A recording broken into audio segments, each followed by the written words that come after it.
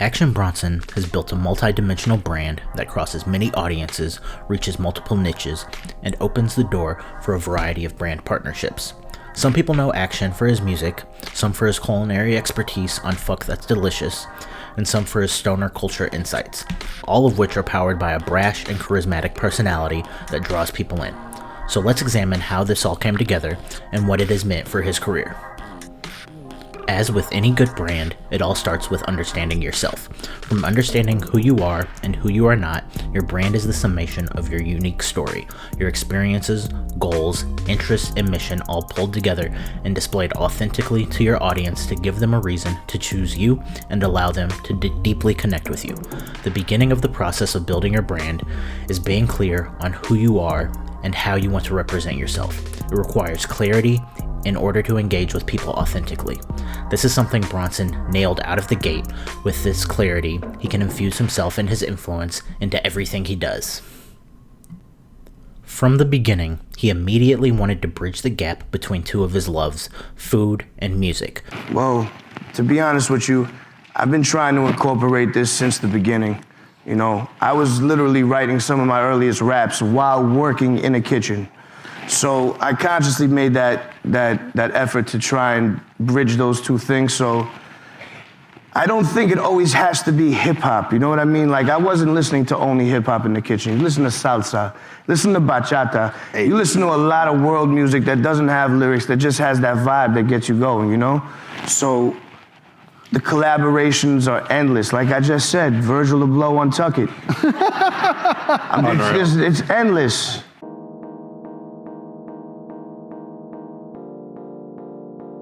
Before Bronson became a rapper or actor or anything else, he was a chef. In fact, as far back as 2009, you can find videos of Bronson in the kitchen at his job being filmed by a friend as he teaches recipes for pasta, tuna steaks and salad, for a date night, and even the Bronson Burger.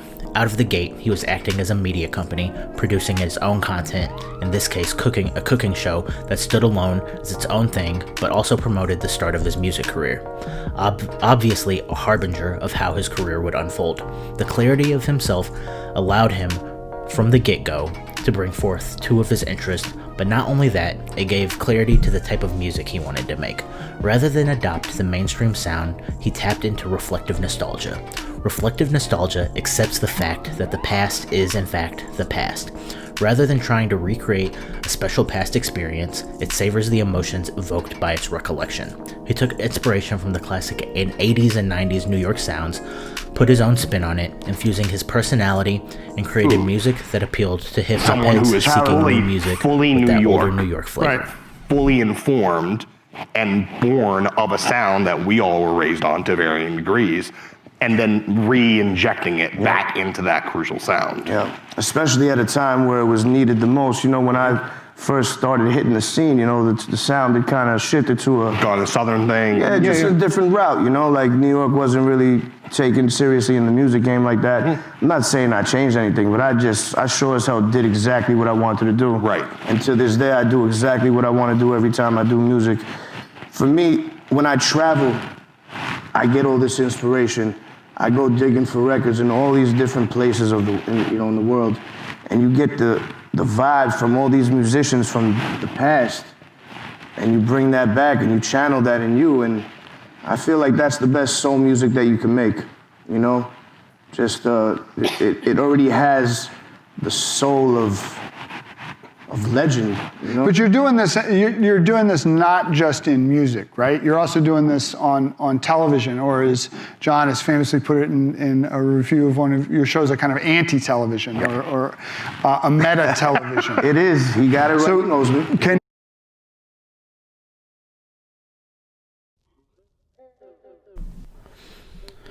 By knowing himself and having that clarity, he was able to tell a compelling story that drew people's attention.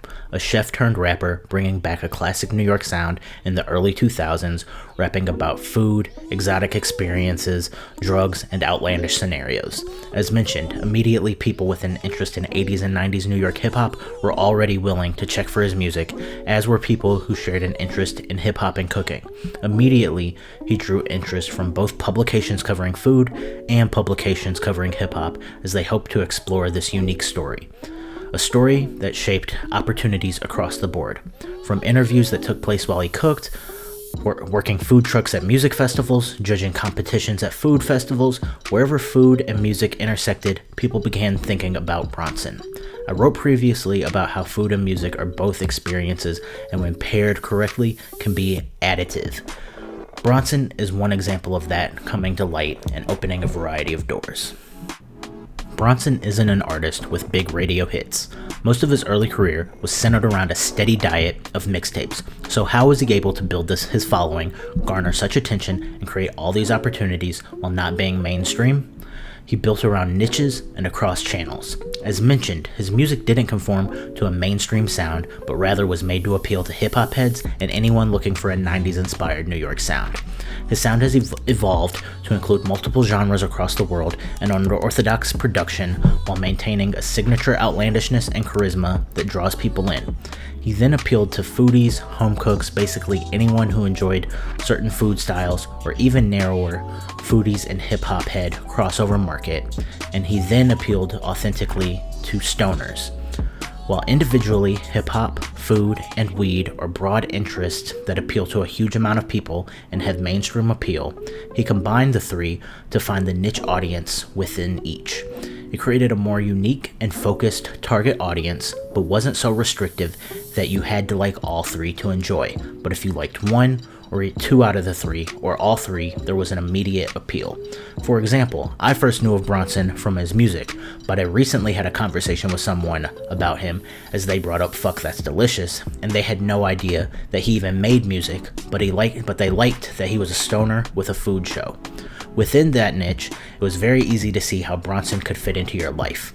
Whether it was watching a cooking show to learn how to cook for a date, or when you have the munchies, culinary inspiration from his music, just music to listen to while cooking or getting high, or something to watch and learn about food and culture while you get high, there was a clarity on the appeal among the niches and he was hitting. And yes, it didn't appeal to everyone, but to those it did, they were fans who were going to keep coming back and creating the momentum for more partnerships. The mediums he originally used were the early 2000s hip-hop blogs and YouTube. Other publications came into the mix as well, and he eventually linked up with Vice. Vice focuses on niche content, and Action was already appealing to a lot of the niches they served. They had a platform that would introduce him to a wider audience without breaking the niche formula they were already utilizing. It was possible for this to work because Bronson and his team had already been making similar content to what Vice would eventually roll out with Fuck That's Delicious.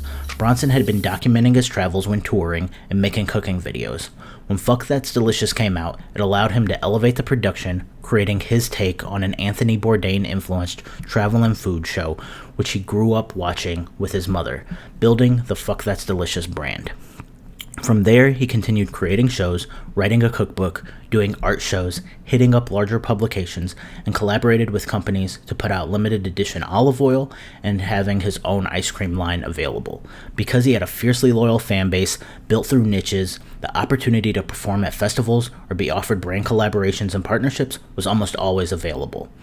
All these avenues to create allowed him to shift focus, and he never had to rush out an album to stay relevant. He was relevant as long as he was creating anything that piqued the interest of his audience, because he had set the expectation that he was a creator across mediums, not just music, nor was his fan base only focused on music, if they were even interested in that element of his brand at all.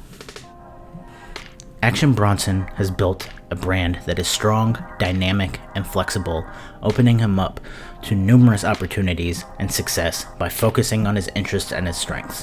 His experience brought to life a unique and engaging story and appealed to more niche audiences rather than a mainstream audience. He set expectations early, allowing him to branch out, to take breaks from music to focus on his show or other interests without alienating his fan base. He operated like a media company, putting out plenty of content to allow fans to enter his world, get to know him, and build a deeper relationship. He found brand partnerships that felt natural and authentic, not forced, and elevated his platform, giving him avenues. Thank you for watching this video. I hope you enjoyed it. If you did, hit that like button and subscribe, share it with a friend, and I hope to be back soon with more videos for you.